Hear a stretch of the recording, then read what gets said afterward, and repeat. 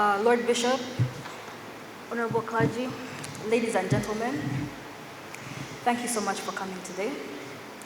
I will introduce myself as my dad always introduced me, as the first child he had in this world.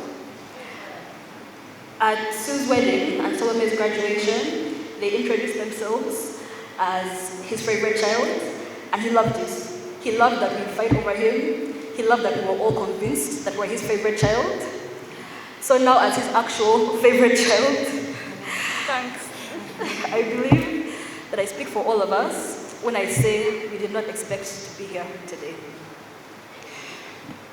We expected him to live to be 100, but I can confidently say that in the 64 years of his life, he lived the life of a person who had lived to be 100. He lived 100 years worth of life in those 64 years. One of my favorite Bible verses is Psalms 90, verse 12, that says, "Teach us to number our days, that we may apply our hearts unto wisdom." And like the wise man that he was, he lived every minute of his life. People say that we have the same 24 hours in a day, but when I'd see him, the times when I would see him, and when he tells you the things he has done that day, you can't believe that he has the same 24 hours in his day as everyone else. We always used to marvel at how much he would accomplish during the course of a day. So last Sunday morning, after he had moved out of the ICU, on Saturday he was so excited because he finally got a chance to see all his well-wishers. We thanked everybody who came. He was so excited that he was so loved. I don't think he had any concept of how much people loved him. You know, you can be a person who, with all the contributions he made, all the people he knew, but it means a lot when people take every chance they get to support you. So we thank you so much for coming. So after that Saturday, when he had been very sick for a week, and he had finally gotten some energy back, he spent the whole day recounting what he had been through, thanking God for bringing him out. And after that long day of talking to people and recounting what had happened to him, on Sunday morning, I passed by early in the morning to visit him, and he said, I'm so tired. He said, is this what people mean when they mean they're tired? Because in his whole life, he had never experienced tiredness. He had boundless energy. So he said, when people say they're tired, is this what they mean? Because for him, as the energetic person that he was, it took heart surgery for him to experience what tiredness is. So now we'll remember him for his boundless energy, for his brilliance, for how much he contributed to his community, for how much he was willing to express love to the people he loved. The way his friends rallied around all of us during this time, I know Mr. Kam the guy is tired of hearing me say it, but they have helped us so much, they have guided us so much, and it's a testament to the kind of friend that he was, that his friends were that kind of friend to him. So we thank them for their friendship, and we also appreciate that it came from a place of his love for them as well. As you've seen, the gentlemen who were here, who have been his friends from S1, from P1, we recognize most of them because they've been his friends for 20, 30 years, because he was the kind of person who, if you were his person, he would be there for you, and he would do whatever he could to show you, to visibly show you his friendship. So we thank him for the lessons he taught us. We thank him for the lessons he tried to teach us. I know there were many times when I'd be thinking we were having a normal conversation, and somehow the conversation would turn into 5 generations of family history, uncles, grandparents, quarrels they had 50 years ago. So I know he tried very hard to teach us our family history. I don't know how much attention we were paying, but I thank him for making the efforts to show us who we are, to show us where we come from, and to make us very clear and confident of our position in this world. So we thank God because even though we did not want or expect to be here today, we consider those extra 2 weeks when he was sick as extra time. As I'm sure people have mentioned, he had a severe heart attack 2 weeks ago. And based on the severity of his condition, under all circumstances, even according to what his doctors said, he should have died that day. So much as we were praying for him to make a full recovery, we appreciate that those extra 2 weeks he gave us were actually extra time. So we thank God for every extra minute he gave us. I believe that in these 2 weeks, he knows how much we loved him. He was surrounded by love. I know the visitors were limited, but at least as his family, We'd be there before work at 6:30, we'd be there at lunchtime, we'd be there in the evening. The times we'd stay late into the night because ICU is very restricted. We'd wait until like midnight or 1 a.m. just to see him for a few minutes. And even when he'd be asleep, just to give him words of encouragement, just to make him feel that even though ICU is a very isolating place, but just to let him know we can't come in, but we're standing outside. Many people can't enter, but they are here, and we're all supporting him. So we thank God for that extra time. We thank God for every minute we got with him. We are so proud of him. We have been so inspired by the work he has done. When I look around, there's so many people, even outside the bounds of this church, who have come to take the time out of their day to just pay their respects for a few minutes, and we appreciate you. We thank you so much. It's every parent's dream for their children to accomplish even more than they have. But as you've heard, he has accomplished so much. It's very intimidating. He did so many things. He gave us very big shoes to fill. But to honor him, we will do our best. So I know, as I said, all of us think we're his favorites. Everyone wants to talk. So a few more of my siblings are going to say some things. But thank you so much for coming. Thank you for being his friends. Thank you for acknowledging the contributions he has made. Thank you for taking the time to come here. And thank you for showing us as his family the love you have shown us over the past 2 weeks. We appreciate you.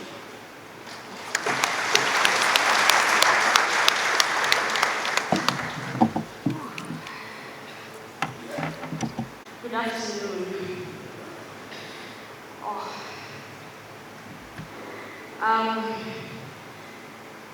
The first thing I wanted to say, and I'm excited to say, is that my father believed God in the end.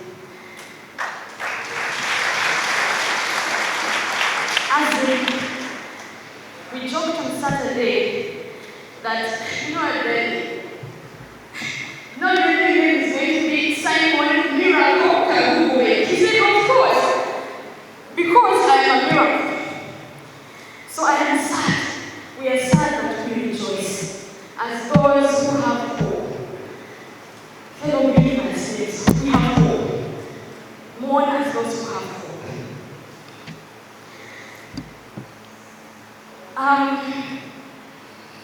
Thank you all the doctors and all the people who have been with us in the last 2 weeks. I will not mention their names because they have been mentioned very well by many other people before me. But thank you so much. Just a funny story in those 2 weeks. So when we came out of, I think the first surgery or something like that, you know my father, so he was over arguing with the nurses, right? So like, we were sort of in that zone of banana discussions. And then he sang for them at Frigo. They all forgave him. So if you're watching one of the nurses told me, I said, you have the best patient, what? Just because he sang for them at Frigo. That's how we went to my father was. He finally finished them. They became his friends. Yeah, really. So, second thing, we have big fat shoes to fill, and I know it, we know it, and we'll do our best. I was standing in the corner with my brother, Jordan, at home, and he was just saying, Solomon, you knew your father one way, because you knew him as a father. But you're going to hear him from many different angles, right? And this is what he did with his hand. And so you're going to understand how good your father was.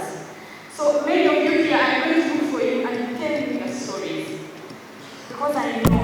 I have a little glimpse of how good he was, but I want to know the one from Daddy, wow. Daddy loved people. He loved people so much. And I know that each and every one of here, most of us here, have a personal story with my father. Personal, very, very personal. That was my father. And the thought, as I kept thinking about him yesterday, and today is Monday, so Saturday and yesterday, the word that dropped in the sentence that dropped in my mind was, any girl in the world could do with a father like mine. And it kept going on. And it's like, what was I have such a good father. Any girl in the world could do with a father like mine. I can't speak for the boys because I don't know, but I'm a girl.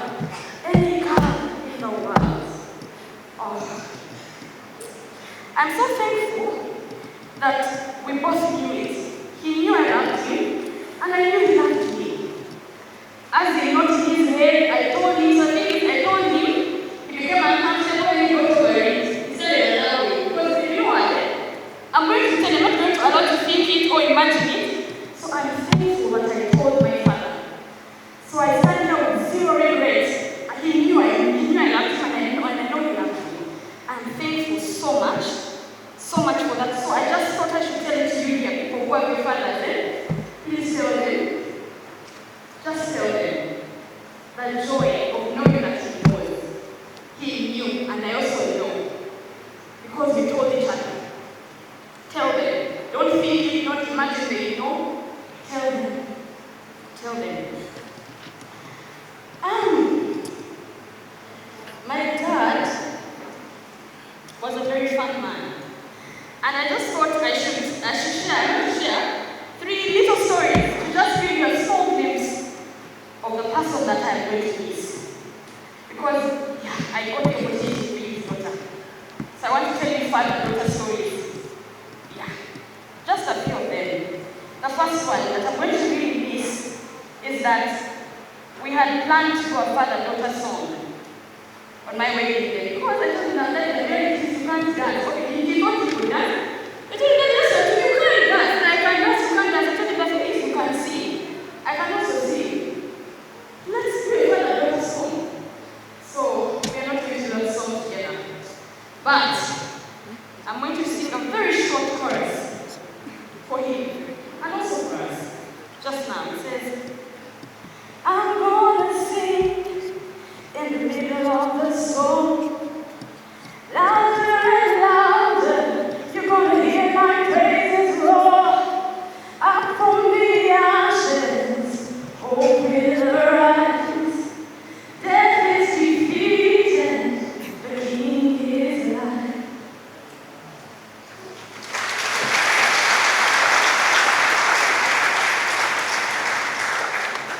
I have to sing for him one more time. A few stories. The first one, I really want to crack you up. They will be brief, don't worry. Also, you'll enjoy them, because he was a very funny guy. The first one is, so in my S3, I was coming from school. You know, children, when you want to to go home me. And so it happened to be the one to pick me up. And then he came singing this song. He picked me up in the evening. He came from, I was in Magunga, so he came from Bukono. You people, I want you to know that I listened to bread and butter. By the time I reached Bukono, I knew I was also bread and butter. He got one CD, he put 19 songs, one song, bread and butter, he will play it. Bread and butter is sang for me. What is it? The thing is, you know, if you know you should have with videos now. So people are going to see us, I don't know what we're going to see. You have bread here and here I am. You know, you're shouting. He said, what? He put my video down, he was shouting. So by the time I reached Bukono, I knew bread and butter. So I will never forget bread and butter. That was my father. Second one, I knew I was protected. It was a very small event, but oh my gosh. One day I arrived home. I was coming from a prayer session in Navia, and I was listening. My husband to the house was one day. I had told him that I was home yet. And he said, okay, good night. So I thought he was sleeping. And I came back and I found him in the sitting room. And he wasn't awake, right? Because as he said good night. And both of us liked darkness. So the lights were off. So snap, he's there, slowly. But then he said good night. Then he said, so lonely, I can never sleep before you. I can never sleep before you. And then I can't sleep before you. But you're not getting away with that. That's the person I'm going to miss. And then I looked. Then they said, good night, and before you. And he was tired. That's the person I'm going to miss. My father was very detailed. I remember, I really think my father has nice neck because I have nice neck and I think they're nice. So, that was a side part. But anyway, so, I used to try to convince him, but then you give me your neck, I think mine are nice. Why does he think your neck are nice? Because I was trying to convince him to wear shorts, nice khaki shorts. Then he gets up, one day he came with shorts. Now he gets up and I said, what do you think? I said, what? I said, trying to like get what? Grass. Literally, like, you know, like whoever went to a tailor to make shorts fit perfectly.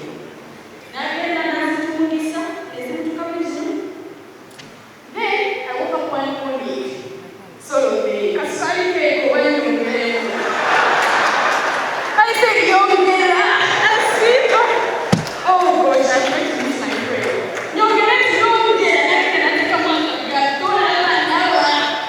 That was our dad, really. Oh, my dad. The last story I'll share, which many of us can relate to, my dancing and singing. But first of all, I'm sure many of you have seen those videos of my dad singing. He told me his other life would be a singer, so it's not fake news. It's actually him. And he actually used to sing. I actually used to sing videos with my dad. So keep them and enjoy them. He wanted us also to remember him like that. So, at the end, one day he woke up and he said, no, I woke up before him, so I was coming out of the room. Now, I think it's coffee on the video, so those companies guys that used to tell you actually, say they want to.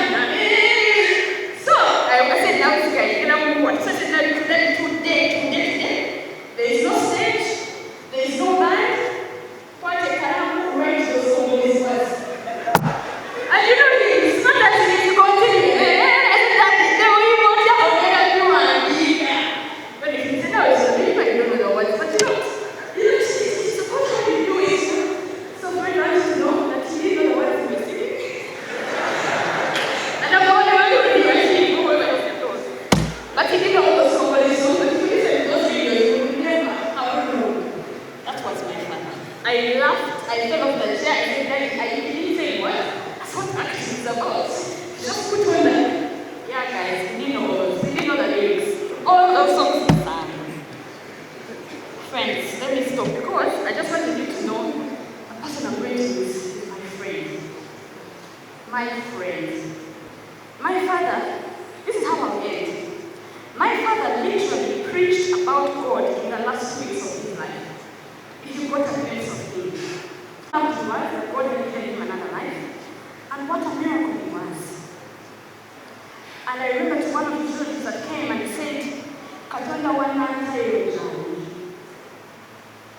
This is all the fuel I need to die preaching the gospel.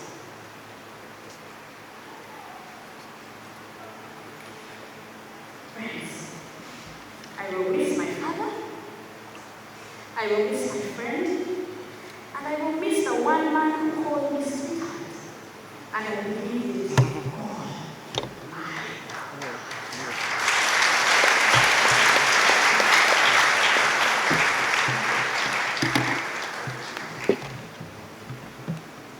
The Lord Bishop, all my father's friends, thank you very much. My name is William. My dad called me Simeo. I never used to use it that much. Maybe today I'll use it.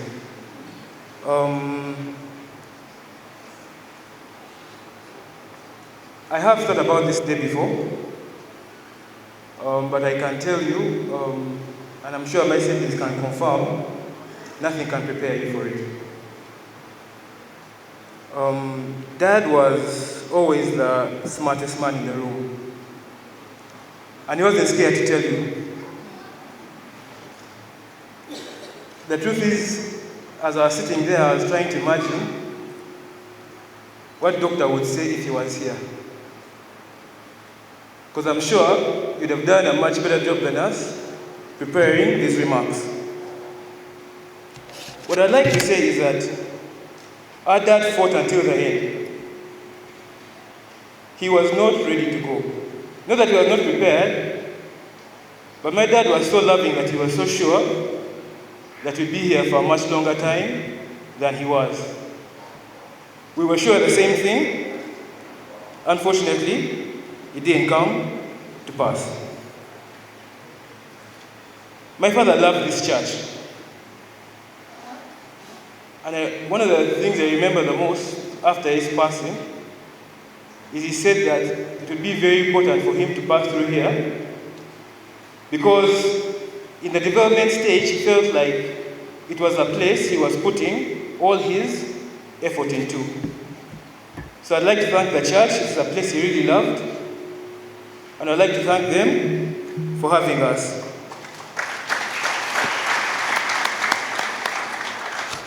People always say that it's sad that people start talking about love, about how much they love someone when they're gone, because they don't get the chance to know. But please believe me, my father knew how many people loved him, how many people wanted to be with him.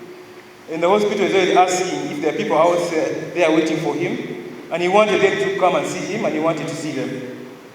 We're very sad that he didn't get the chance to,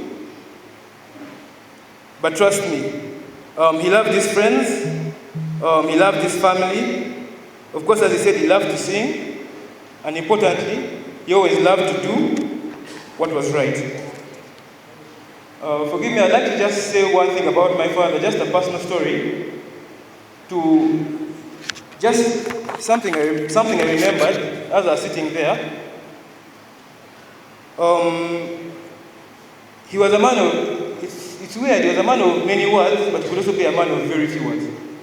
If he didn't want to get up and talk and be jovial, he wouldn't.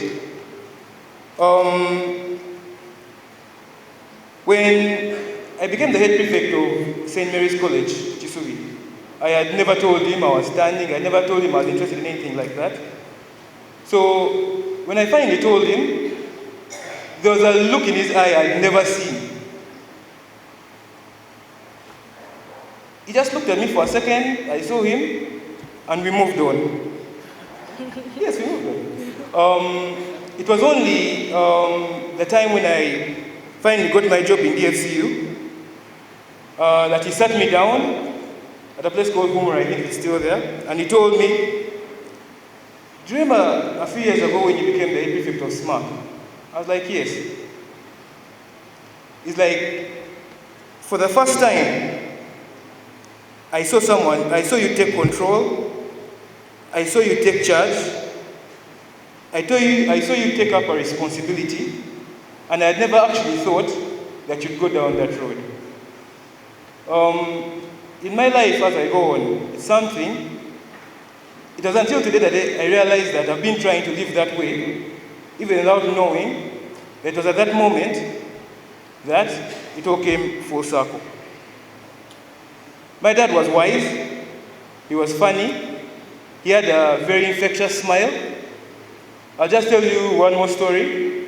The day I said I wanted to get married, he called me to his home. So he sat me down, he didn't say anything. He's a man who loved his whiskey. He poured me a glass and just sat there. So for 15 minutes I was looking at him, he was looking at me. He wasn't saying anything. The glass was getting warm in my hand. I was getting anxious, sweaty. I was like, what's going on? So he was fine. He was just looking around, up and down. Then in his typical way, he looked at me and told me, you see those 15 minutes? If you can learn to be like that every single day of your life, then you're ready to get married.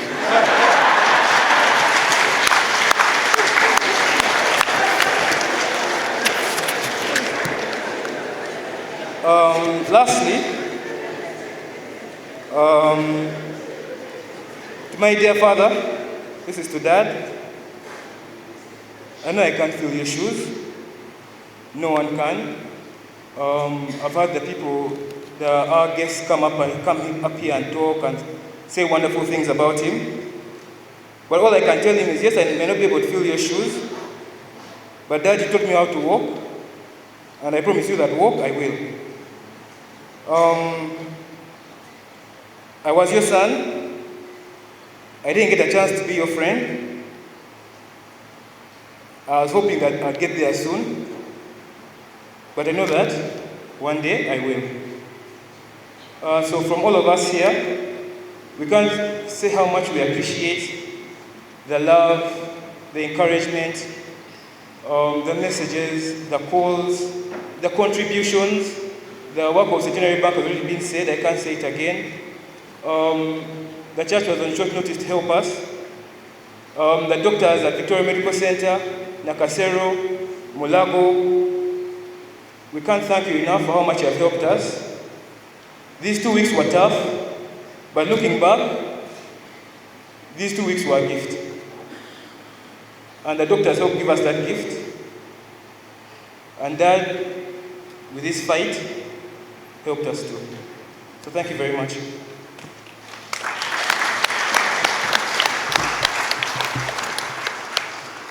Thank you very much.